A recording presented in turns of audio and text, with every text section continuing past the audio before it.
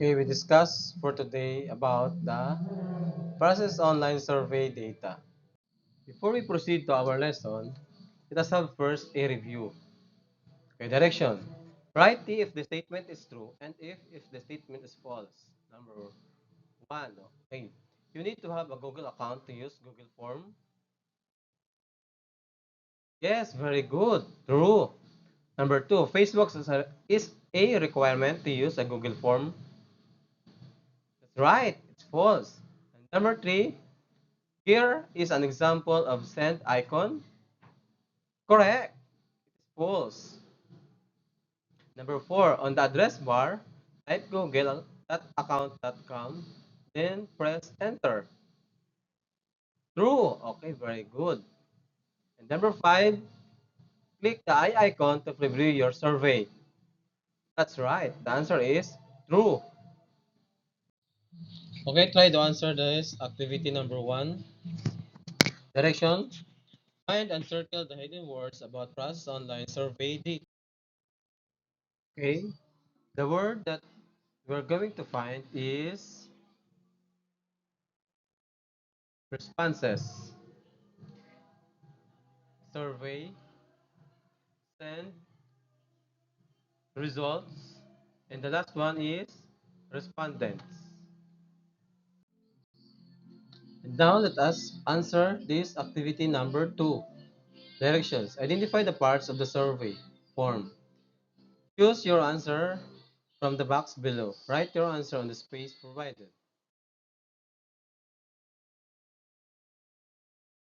Okay. On answer number one, what is the answer? Okay, here's the okay, answer number one is free untitled question. Number two, theme icon. Number three, required icon. Number four, gear or sitting icon. And number five, send icon. Here are the steps in creating a Google account. Before you can make an online survey, you must have first a Google account. How to make a Google account? Follow the instructions below. You may refer to this URL. O sino na dito sa inyo ang may mga Google account? Okay, very good. Okay, here is the URL. Okay, step 1, open a browser. Example, Google Chrome, Internet Explorer, Mozilla Firefox. Step 2, on the address bar, type account.google.com. Then press enter. Number 3, click on create an account.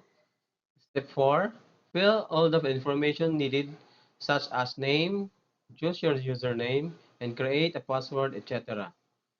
Number 5, click in the box saying I agree to the Google Terms of Service and Privacy Policy and click next step.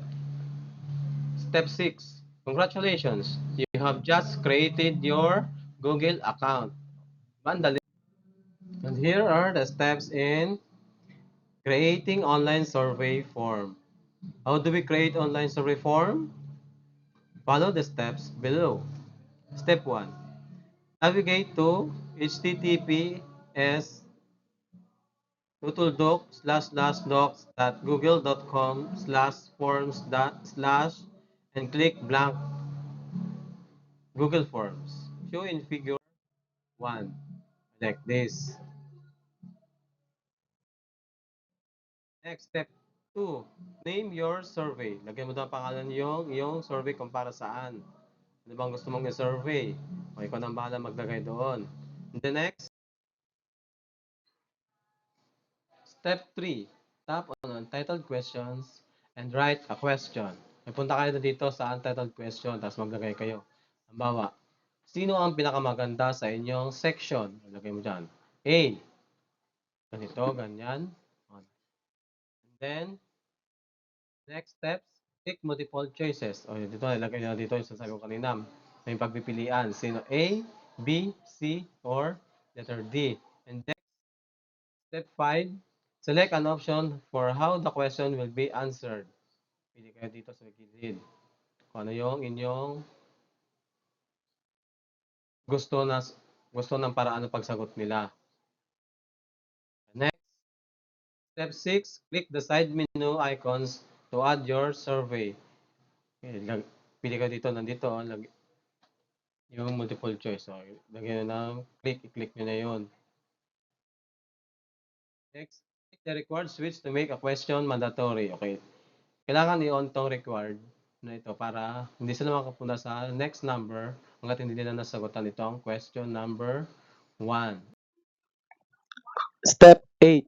Repeat step 3 through 7 as necessary.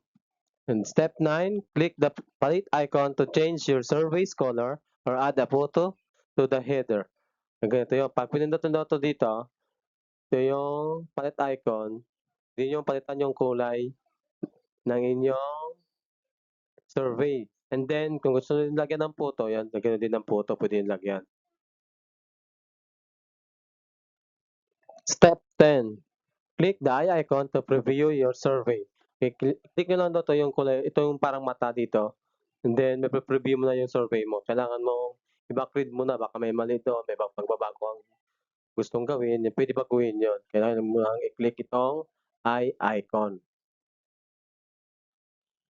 Step 11, click the gear icon to access your survey settings.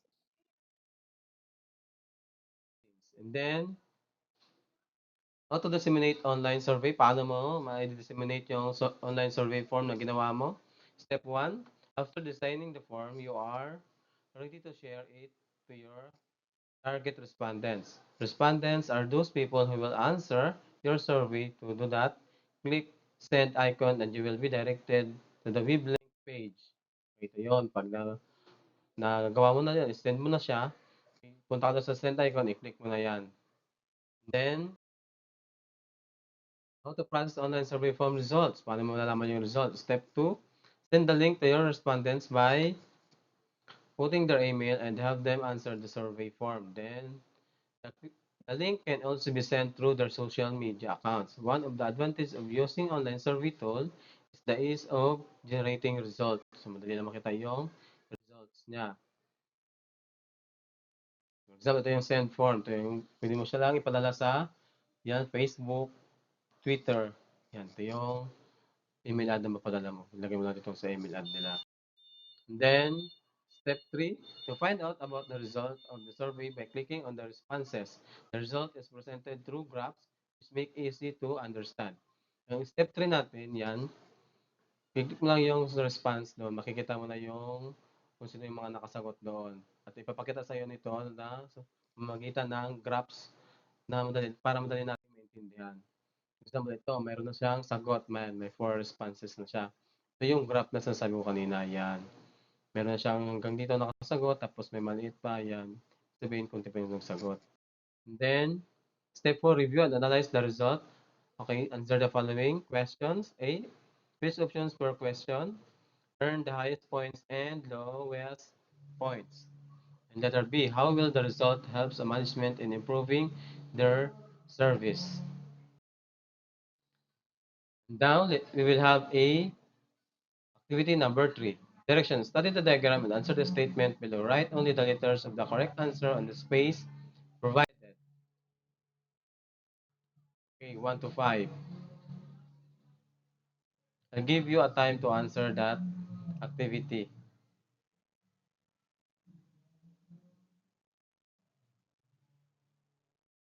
Now, let us check your work. Okay, answer. Number 1, C. Number 2, D. Number 3, E. Number 4, B.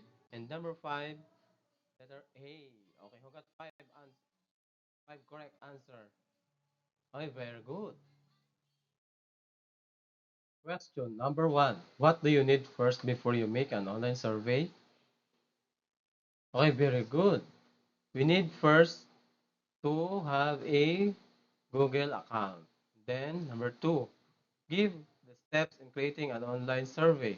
What are the steps in creating an online survey? Okay, number 1, navigate. Yan, Google form, yan. Kailangan may Google account ka na. Then, number 2, pag nandun ka na, name your survey. Step 3, tap on untitled question and write a question. 4, click multiple choice. 5. Select an option for how the question will be answered. Number 6. Click the side menu icons to add your survey. Number 7. Click the required switch to make a question mandatory. And number 8. Repeat steps 3 through 7 as necessary. And number 9. Click the palette icon to change your survey's color or add photo to the header. Number 10, click the eye icon to preview your survey. And number 11, click the gear icon to access survey settings. Now let us have an activity. Directions. Write the letter of the correct answer on the space provided. Number 1. An example of an online survey questionnaire tool. A. Facebook. B. Gmail. C. Microsoft. And letter D. SurveyMonkey. Number 2. People that answer the survey are called A. Google Form. B. Respondents. C. Results. And letter D. SurveyMonkey. Number 3. Click the blank icon to deliver the online survey form to the respondents. A. Multiple choice icon. B. Send icon. C. Theme icon. And letter D. Trash bin icon. Number 4.